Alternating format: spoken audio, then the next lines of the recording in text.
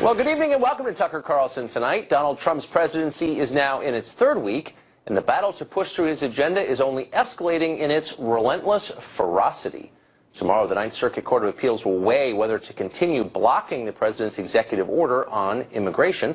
We'll discuss that order with Piers in just a minute. But first, with each passing day, the war between the press and the president grows more intense. Today, the president tweeted this: "The failing New York Times writes total fiction concerning me. They have gotten it wrong for 2 years and now are making up stories and sources." And this morning he tweeted this: "Any negative polls are fake news, just like the CNN, ABC, NBC polls in the election. Sorry, people want border security and extreme vetting." Well, one media outlet with a particularly antagonistic relationship toward the president is CNN, the cable news network, which labeled Trump labeled fake news more than once. Piers Morgan is editor-at-large with DailyMail.com. He's the former face of CNN, and by the way, he won Celebrity Apprentice back when a certain future president was its host. He joins us now from L.A. Piers Morgan, thanks for joining us. Look, that just shows what good judgment he has, right? Yes, and I always forget that, but what a cool thing to have on your CV. So I remember well when you were the face of CNN. I watched your show a lot. I didn't always agree with you, but I always thought you were straightforward. If you thought something, you just kind of put it out there and said it. So you left 3 years ago. Since then, thanks to WikiLeaks, we've learned a lot of detail about CNN colluding with the Democratic Party during this election. Were you shocked by it? I was a bit, yeah. I mean, I don't know how directly involved CNN were, but I do know that when you look at what happened with Donna Brazil and some of the other characters involved, it stank, frankly. And, you know, it brought to light, I think, Donald Trump's main beef with the media, which is that it's a two-way street, this question of respect and honesty. Yeah. And he has felt for quite some time, I think, that a lot of people in the mainstream media, for want of a better phrase, are absolutely determined to bring him down. And I think he's got a point. I think some of them absolutely are. And they were in the tank for Hillary Clinton. Their candidate didn't win. And now they are utterly determined to bring the Trump presidency crashing down. So you have a war between the media and the White House, the like of which I've certainly never seen before. And it's pretty dangerous all round. So I think there's a difference, though, between having a perspective and stating it clearly, as you do, as I try to, and in a subterranean way that's cloaked from public view, coordinating with the political parties. So we learned in WikiLeaks the Donna Brazil story, as you know, where she got the debate questions ahead of time. We also found out that the DNC research director was consulted by CNN for questions to ask Ted Cruz. A Clinton staffer implied that the politics producer at CNN was, quote, a friend and an ally. And then you have the chief political analyst at CNN emailing John Podesta and saying, quote, "You are a TV star. I've been in GOP hell." I mean, it really seems like there is a special connection between CNN, not just all media, but CNN and that party. Did you notice that when you worked there? Well, to be honest, and to be fair to CNN, you know, I've spent 4 years there. I think the vast majority of people that work at CNN, particularly the anchors, do have great integrity, and I don't think they would want to be party to any of this kind of stuff. But I definitely think there were people lower down the food chain, perhaps, who didn't have such scruples and who were absolutely, I think, determined that Trump wouldn't win. And bear in mind that the history of this, from the moment that Donald Trump decided to run, you know, he was, for about 4 or 5 months, the only gig in town. CNN and all the other networks were racing to give him as much airtime as they could possibly give him. This, of course, fueled the monster. And then when the moment came when they thought, oh, God, hang on, he might actually win, then rather like Dr. Frankenstein, they thought, we've got to kill him off. But by then, Trump, the nominee, was gone. He was off and racing around America. And he became unstoppable. And I noticed in the last few months of that campaign, he got more and more virulent. You know, papers like the New York Times, frankly, I thought were a complete disgrace. They weren't even pretending to be anything but in the tank for Hillary Clinton. And I found that as a journalist pretty obscene to watch, actually. So for the New York Times and others now to be saying, oh, poor us, you know, we're the innocent parties here. Donald Trump is annihilating the media and breaking down the First Amendment. Amendment and so on, is pretty rich, I think, given the way that they themselves conducted themselves as the supposed paper of record. So I think that there is fault on both sides here.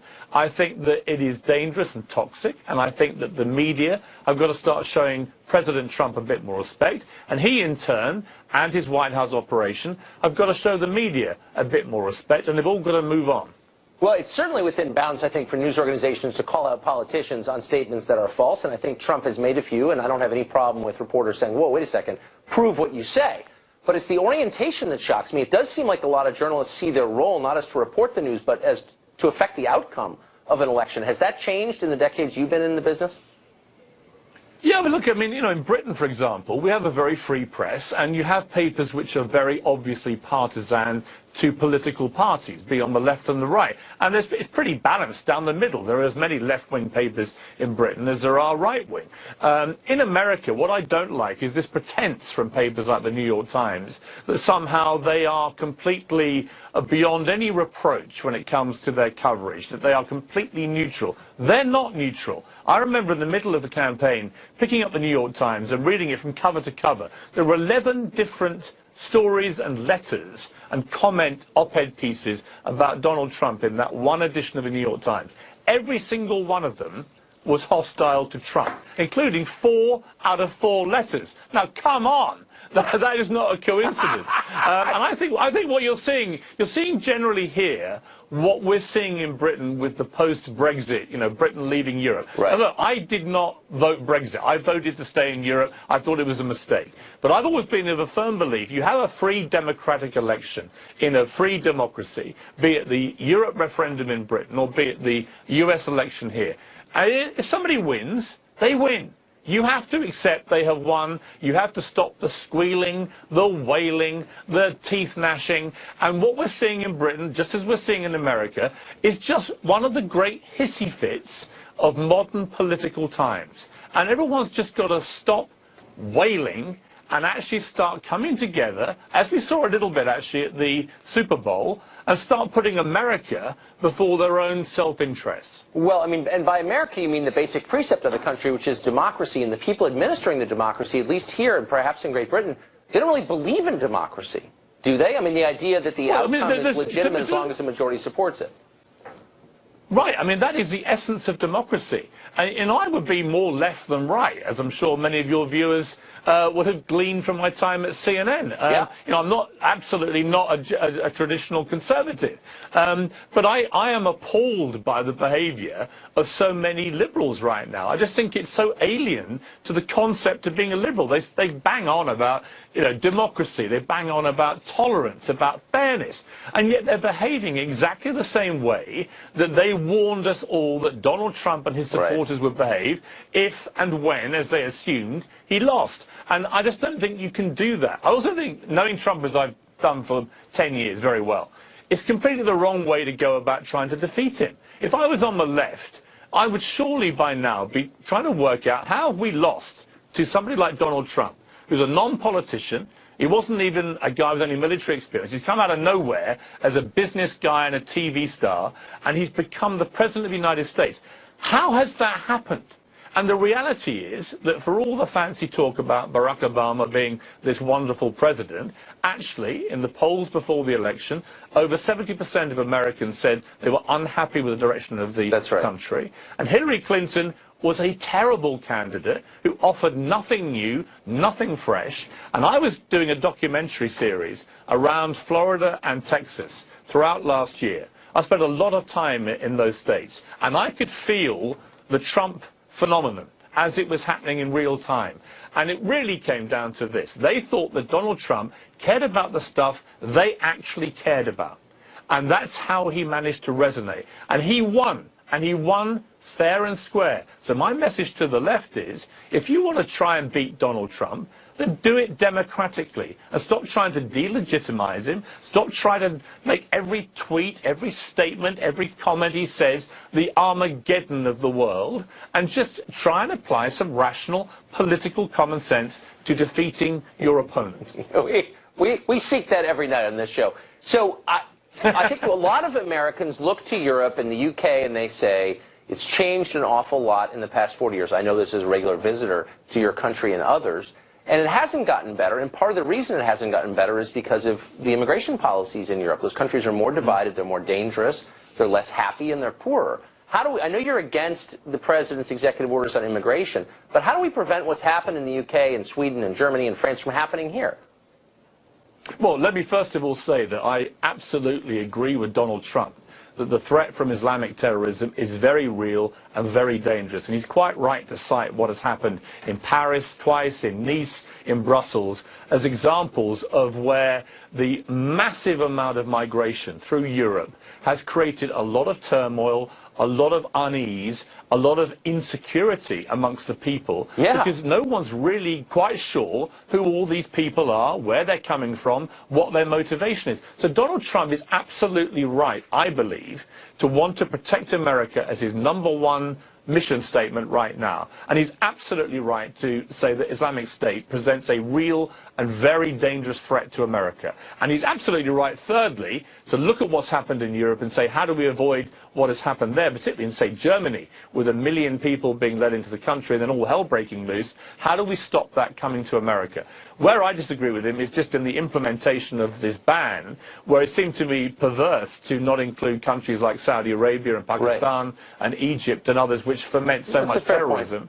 Also, I didn't like the idea of people with green cards being detained and threatened with deportation. Well, it was I didn't stupid, like the idea. And they went back on that pretty quick. But so in just one so there were things that were wrong about it. But this is the key point. I mean, for all those screaming at Donald Trump, I say to them, well, okay, what's your idea? And the main idea from the left appears to be we've all got to talk more to the community. Well, that's all fine. That's all fine. But while you're talking, ISIS are right now planning attacks on the British mainland, on the American mainland, and they've got to somehow be stopped. So I think Donald Trump is right in his concern, and he's just, I think, probably slightly wrong in the way he's executed this. But let's not all get so pious that we put the attack on Donald Trump and our hatred of him before the real threat, which is people trying to kill and maim and behead us. That's a bracing reminder. Piers Morgan, thanks for joining us tonight. Thanks.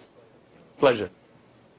Well, the Trump White House is appealing the court ruling halting its executive order blocking the immigration and travel from 7 majority Muslim countries. The appeal will be heard tomorrow. That's in the Ninth Circuit Court of Appeals. For more, we go to Fox News correspondent Trace Gallagher with the latest. Trace? Tucker, a 3-judge panel of the Ninth Circuit Court will hear oral arguments over the phone tomorrow at 3 p.m. Pacific. Each side gets 30 minutes. In its legal brief, the Trump administration contends the president has access to the best intelligence, arguing, quote, the state asked the court to take the extraordinary step of second-guessing a formal national security judgment made by the president himself, pursuant to broad grants of statutory authority. The 3-judge panel, which could rule also as early as tomorrow, includes 2 Democrats considered moderately liberal and a George W. Bush appointee considered moderately conservative. This is the same Ninth Circuit that once ruled the words "one nation under God" should be taken out of the Pledge of Allegiance and also banned nativity scenes from public parks in Southern California. Meantime, during his first official visit to U.S. Central Command, or CENTCOM, at MacDill Air Force Base in Tampa, Florida, President Trump reiterated his disdain for the media and support for the troops, saying he's 100% behind the military in their fight against radical Islamic terrorism. The president also indicated some terror attacks are not being covered by the media. Watch. All over Europe, it's happening. It's gotten to a point where it's not even being reported. And in many cases, the very, very dishonest press doesn't want to report it. They have their reasons, and you understand that. The White House offered 78 examples to support the president's claim. We are checking to see if any were not covered. Mr. Trump also dismissed the polls that show his immigration policies are unpopular, calling them fake news, saying instead he relies on his internal numbers. Quote, I call my own shots, largely based on an accumulation of data, and everyone knows it. Some fake news media in order to marginalize lies.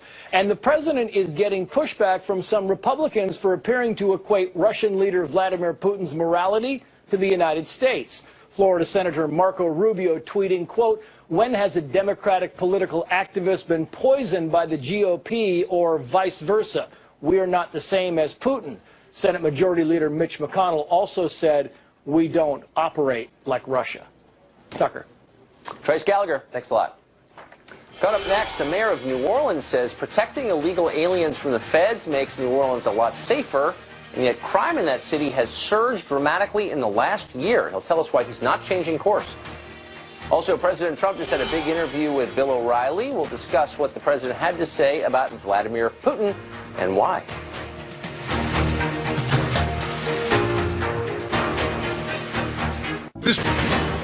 President Trump is pushing hard to stamp out sanctuary city policies, saying that cities must either drop these policies or lose federal funding.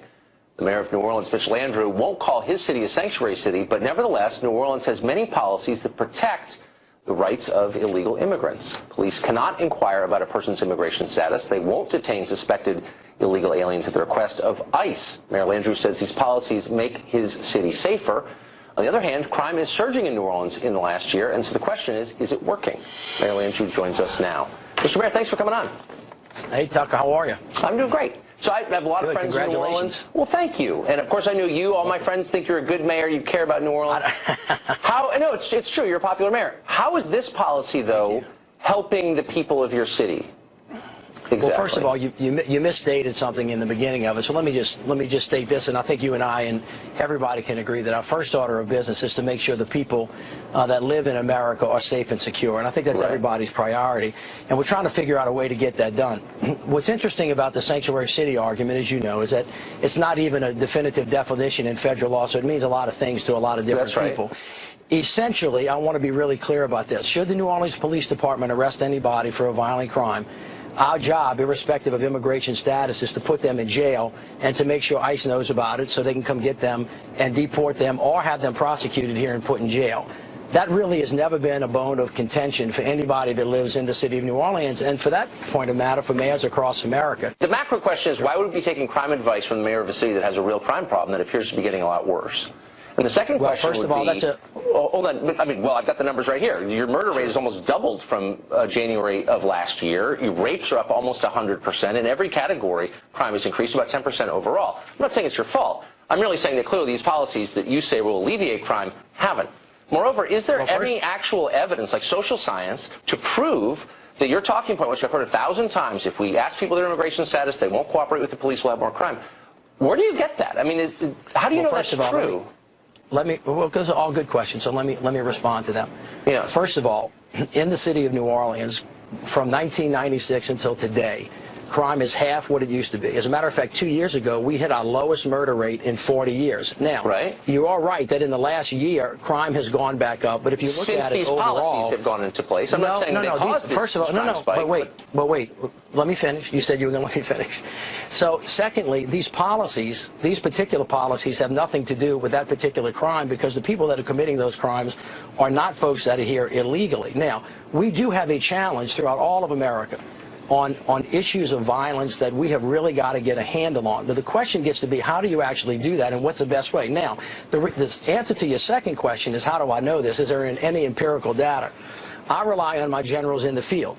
And those guys in the American cities are the major police chiefs across America, along with the major sheriff's association, who always have told us, these are the guys we listen to, he said, if you guys make us become a deportation force for ICE, we're going to push all these individuals back in the shadow, and it's going to make it harder for us to solve crimes for everybody, especially if you take money away from us. I wrote a book on this, actually, years ago. I've heard this line many, many times, but we study crime. There are armies of criminologists at America's universities, and nobody has shown that your claim is true. That's my only point. We don't actually know that's true. That's the opinion of a lot of people, for sure, including you. Well, but we don't know it. Listen, and by the way, if these policies are meant to make your city safer, why has it become more dangerous? I'm not saying they caused it to be more dangerous. It's a good question. It's a great question. One of the reasons why cities become unsafe is because, number one, we don't have enough police officers on the street. Number two, we don't invest sufficiently in mental health and substance abuse treatment. Number three, the federal government does not have a direct authority to get the bad guys with guns off the street. It has to be attached to some kind of drug offense. And number four, there isn't enough coordination. If we did the same things we did back in 1996, where we put that crime plan together without the bad parts of the crime bill, you would actually be able to reduce crime on the streets. Okay. This is not necessarily, wait, let me finish. This is not necessarily tethered to the issue of immigration. And by the way, if you can find anybody in America in any uniform, well, you asked me a question that intimated that was the answer. Now, but let me just finish this point for you. If you can find anybody in America that has definitively found the answer to young kids killing young kids over inconsequential things, who don't have a job, who don't have an appropriate education, we need to make a huge investment in those kinds of things and not let it get caught up in the issue of immigration. And let me just finish with this. The thing that makes me so sad about this... As a matter of faith, I noticed from your point of view, maybe they are tied. In some cities, they are tied. In Los Angeles, well, they're directly related to one another. Nobody denies that. That's not always true, as you know. That's correct. Nothing's always true in all circumstances. Every city is a little bit different, and this is a very complicated problem. But I'll tell you, the answer is not as simple as what's coming out of the White House. And what pains me is I actually think the country is in a moment, just like only Nixon could go to China, maybe only Trump can do immigration reform, where we could actually get this done in a way that was positive for everybody, with everybody making sacrifices. And we just seem to be battling with each other about it. Well, I think that's a lot of what you say is true. Now, really, just very quickly, in the interest of civil discourse, you issued a press release in which you described the president's ban on immigration temporarily from those 7 countries that I'm quoting as un-American and un-Christian. It sounds like something like the Pope would say. You're a mayor. So, like, do you think about the policies in New Orleans through the lens of whether or not they're Christian, and should you? Well, let me say this. I'm a person of faith. I was raised in the Catholic faith and the church, and actually I think a lot of what people say in terms of what America's values are really important. And of course, it's not just Christian values, but Judeo-Christian values and other values as well, about whether we ought to be an open group or whether we ought to be closed, whether we ought to reach out to people or we ought to be able to slap them. I think one of the challenges I have with the president, who I know is trying to do the right thing, is he seems to solve every problem with a battle axe and not with a scalpel. And, you know, we had a couple of difficult 10 days here where a lot of mishaps. But un-American, un-Christian? I mean, that's not a scalpel either. I mean, it's not a defensive trumpet. Like, un-American? No. Who says that? No, well, first of all, I think that American values support reaching out to people and trying to help them rather than trying to punish them, working through issues. Not saying, for example, I just saw this yesterday at the prayer breakfast. Sorry, they're telling me the satellite's about to die. Will you just hit me with it? So I'm sorry to do that. Well, we'll finish another time. I want to come back and talk to you. I think you'd be great, and I'm happy to be here. Thank you, Mr. Mayor. Great to talk to you. All right, you guys. See ya. See ya. Up next, one California politician wants to make illegal Russian hacking in the 2016 election a mandatory subject in school textbooks. He'll tell us about his proposal to do that in just a minute. 3 weeks ago, a California lawmaker who was upset about November's election wanted to mandate school training in how to spot fake news. Now, a different lawmaker, same state, has his own notions about how to improve education in the wake of Hillary Clinton's defeat. California Assemblyman Mark Levine is crafting a new bill that would require public schools in the state to teach about the subject of Russian hacking and how it supposedly swayed the last U.S. election. Assemblyman Levine joins us from Sacramento. Assemblyman, thanks a lot for joining us. Thank you, Tucker. Glad to be on tonight. So I'm reading this and I'm thinking, well, okay, how would you feel if Donald Trump directed the Education Department to withhold funding from any state that refused to add to textbooks the claim that 3 million people voted illegally in the last election? You'd be mad. So it raises the question, why should politicians be involved in crafting textbooks?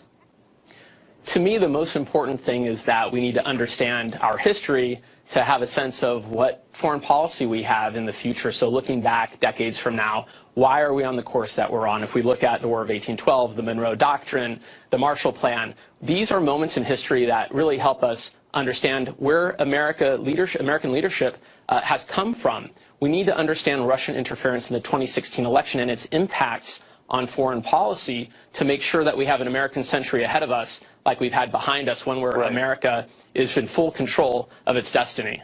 Okay. I mean, I think you're right, actually. But the point is we don't understand the effect of Russia in the election right now. The War of 1812 was 200 years ago. Marshall Plan was 70 years ago. We have a vantage. We get it now. We have perspective. We have no perspective on what happened. And basically what you're suggesting is adding propaganda from a politician into textbooks. And why should I be in favor of that? Well, the intelligence community had an assessment where they agreed that the Russian government and Vladimir Putin himself had the boldest move ever in their interference in our election. And this will have an impact on American foreign policy. But we have a president who's the least curious man on the planet about this issue. He wants to change the results of the election by saying that he won by a landslide. He wants to change the number of people that went to his inauguration with, numbers that just cannot be substantiated, a loose affinity for the truth, and usually winners write the history books. But we need to make sure that the truth is in our history books and it's not papered over by the president. Okay. No, what you're doing is trying to get losers to write the history. Well, look, I just want historians to write the history books. And That's right. I agree with you. We have a friend in common who says you're a nice guy. You seem like a reasonable person. I don't want to attack you. But you know as well as I that what you're suggesting is the addition of political propaganda into textbooks. There's nothing to substantiate your claims. We don't know Russia's intent. We don't know the extent to which they influence this election. Those are unknowable right now, and you know that as well as I do. I agree with the intelligence community's assessment. Look, their assessment does not say that the outcome of the election was affected by Russian interference. It doesn't say that, and you know it doesn't say that. And they also have no way of knowing the intent because it's unknowable. They did not assess whether or not their interference had an outcome. They assessed whether or not the Russian government purposely, and Vladimir Putin himself, purposely intervened. If I were President Trump, I would condemn that interference, and I would say that they would be held accountable and that their impact would not be on foreign policy other than that. The president has done everything he can to deny it, but when he was confronted with the incontrovertible evidence of the intelligence community's assessment, even he had to agree that they were involved. So you don't like to look. I know you're from Marin, right? You're from Marin County. Yeah, I get it. I lived in California. Like, angry rich people come up to you at parties and say, we've got to do something about this Trump character. He's terrible. He's wrecking the country. I get the pressure that you're under. But I'm just asking you, highly educated and highly engaged when you're voters. sipping Chardonnay and Ross, people are hassling you, and I get it completely. But let me just ask you, how would you feel as a parent, and I think you are a parent, if your kids' textbooks had political claims that were not basically substantiated, and they were clearly partisan, and they were inserted by some politician you didn't agree with? Wouldn't that enrage you? So let's get into the weeds on this. Yeah, let's get in the weeds on this. So what would happen is that California has an instructional quality commission that looks at curriculum for the different subjects. They would make an assessment of how to include this. They would then make a recommendation that can be approved and accepted, revised, modified, or even rejected by the State Board of Education. And so that's how curriculum is developed. Politicians will not have a hand in what is written in our history books, and nor should they. What do you mean? You're writing a bill to require this, so by definition you have a hand in it. But let me just say, I mean, without being mean, I love California. It's my home state, multi-generational. But it's like not as nice as it was when I grew up there, and you know that. It's much poorer than it used to be. Got a lot of problems, a lot of uneducated. It's got more poverty than any state in the country, and it's got some of the worst schools in America. And so should you, a smart, capable guy with power, be spending his time trying to appease the angry rich housewives of Ross with nonsense like this, or like improving the state? Well, you shouldn't talk about your friends like that, but what we do have are excellent schools, the best public universities in the world, the sixth largest economy. We are leading the nation in job creation. Innovation comes from California, but where you live should not define whether or not you will be successful. This socioeconomic challenge, this inequality, is something that is as true in California as it is in Kentucky. Okay. We need to do more to fix that. That's true. And nationally, we all struggle with this. So if you're an African-American sixth grader in California, and way less than 50%, I think it's more like 20%, pass the math standards at that age, is learning propaganda about Russian interference in the election, is that really going to make you a better software engineer? Like, this is totally frivolous. We can learn history, and we can also, as I have since I was elected in 2012, reinvest in education, where I voted to increase spending by $14 billion, but also change the way we spend in education by making sure that the socioeconomic status does not define how much funding goes to your school, that in fact we can direct money to where it's needed to improve outcomes. We have a lot more work to do, but we need to know the truth about American history. Okay. I don't think I'm convincing you, but you know that I'm right. I know that you do on some level. Assemblyman, thanks for joining us. Appreciate it. My pleasure, Tucker. Up next, President Trump told Bill O'Reilly last night that while Vladimir Putin may be a killer, the U.S. isn't so innocent either. Writer David Horowitz will talk about what that means. He's thought a lot about it. Stay tuned.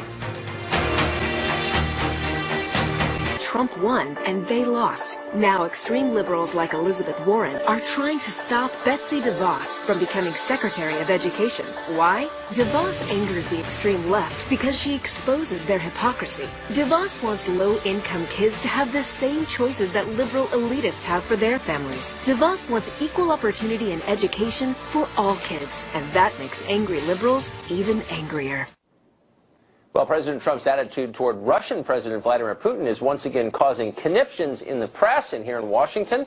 During an interview with Fox's Bill O'Reilly, Trump said this. Do you respect Putin? I do respect him. Do you? Why? Well, I respect a lot of people, but that doesn't mean I'm going to get along with him. He's a leader of his country. I say it's better to get along with Russia than not. And if Russia helps us in the fight against ISIS, which is a major fight, and Islamic terrorism all over the world, right, major fight, that's a good thing.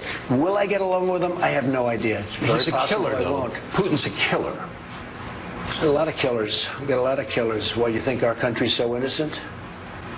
Do you think our country's so innocent? I don't know of any government leaders that are killers. Well, take a look at what we've done, too.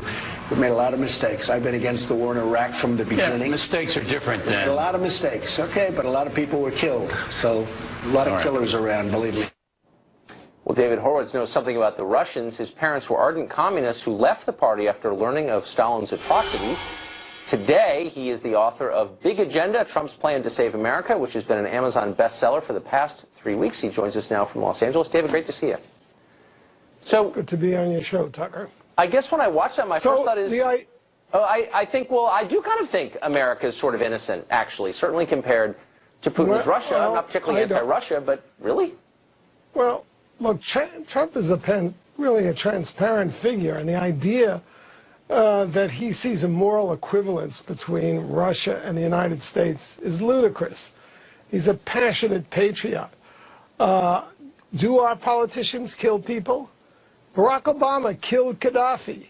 Gaddafi was no threat to this country. There was no authorization from the Congress, from the Security Council, from anybody. And Hillary boasted on television with a big smile on her face. We came, we saw, he died. Yeah. That's a murder. Well, Samantha Power thought he was John F. Kennedy. Yeah. Yeah. John F. Kennedy. The world is full of such leaders. John F. Kennedy murdered the president of South Vietnam, our ally. So it does, it happens. The problem here, or let me say the virtue of Trump, the amazing thing about him, and why, as I show in my book, Big Agenda, he's transforming the Republican Party and America in the process, is that he doesn't back down. It's kind of like the Bruce Springsteen song, no retreat, baby, no surrender. A normal, you saw McConnell and Paul Ryan immediately backing off.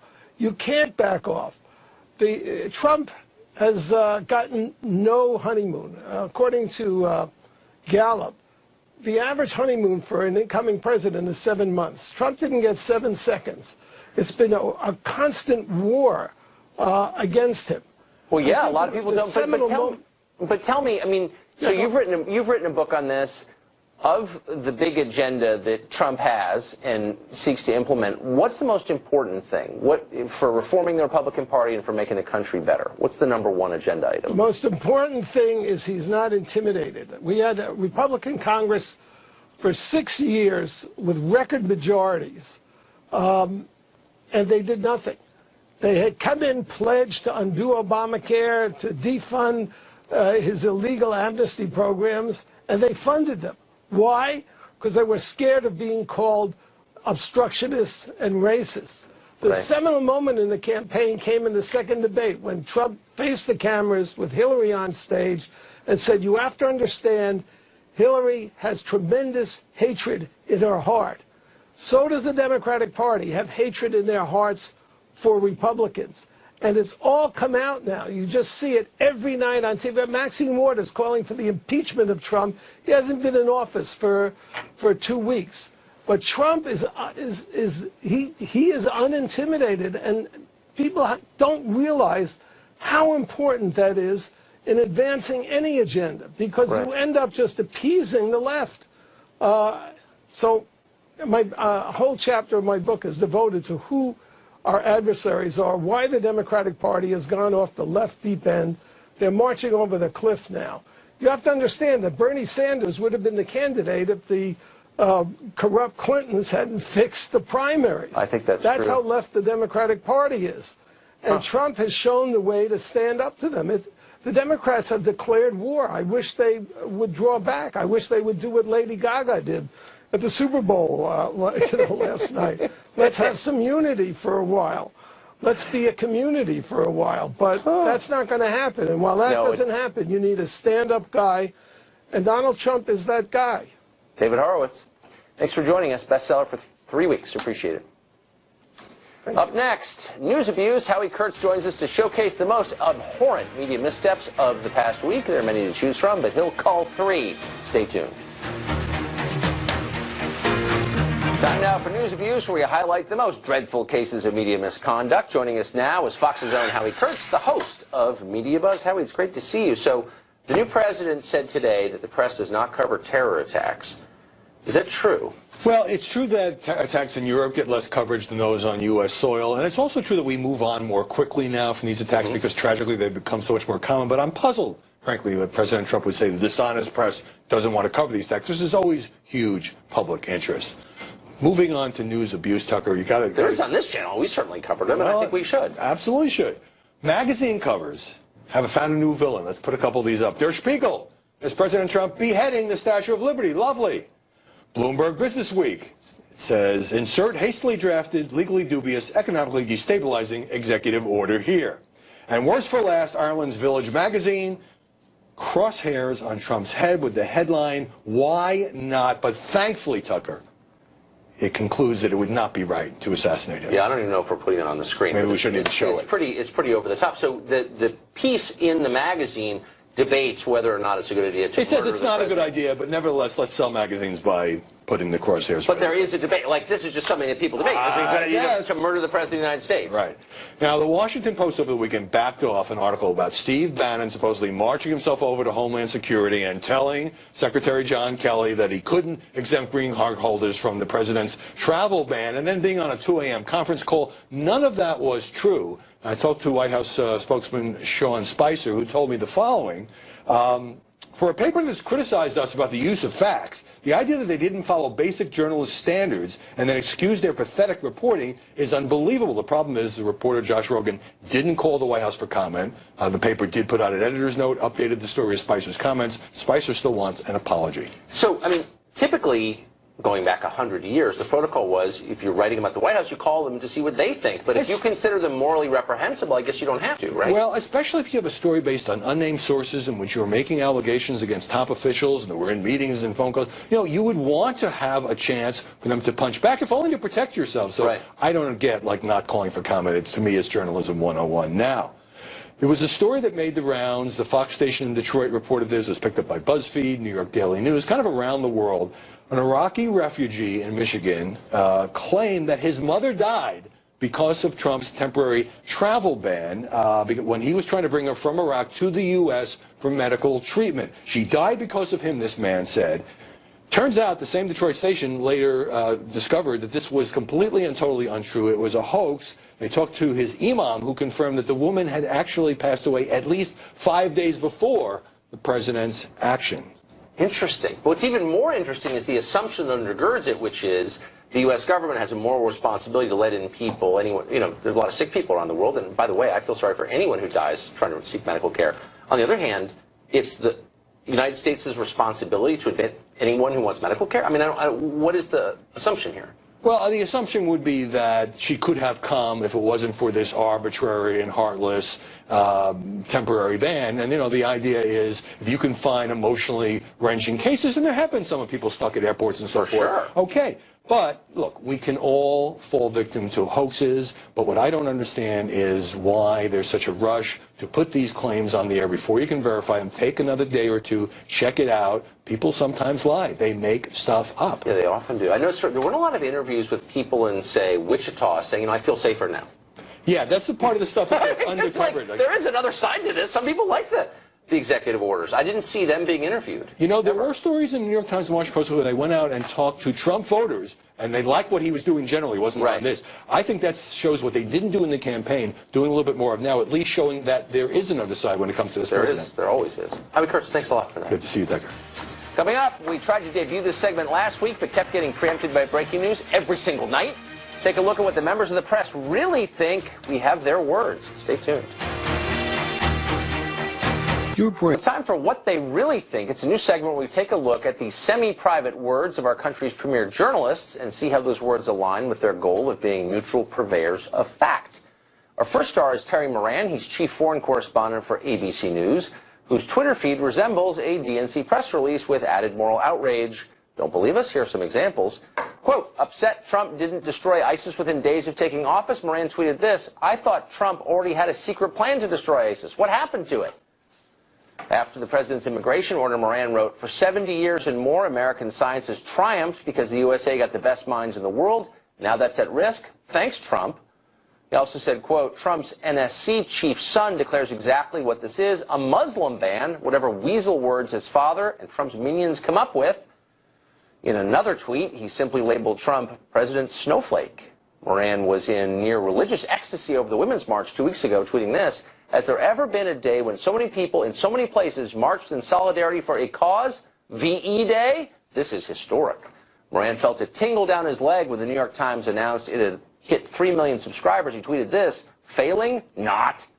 And in response to Trump's comments downplaying the violence of Vladimir Putin's government in Russia, just today, Moran moaned, somewhere Ronald Reagan weeps. And that's what he really thinks, no matter what he tells you on TV. That's it for us tonight. See you tomorrow at 9. Sean is next. Have a great night.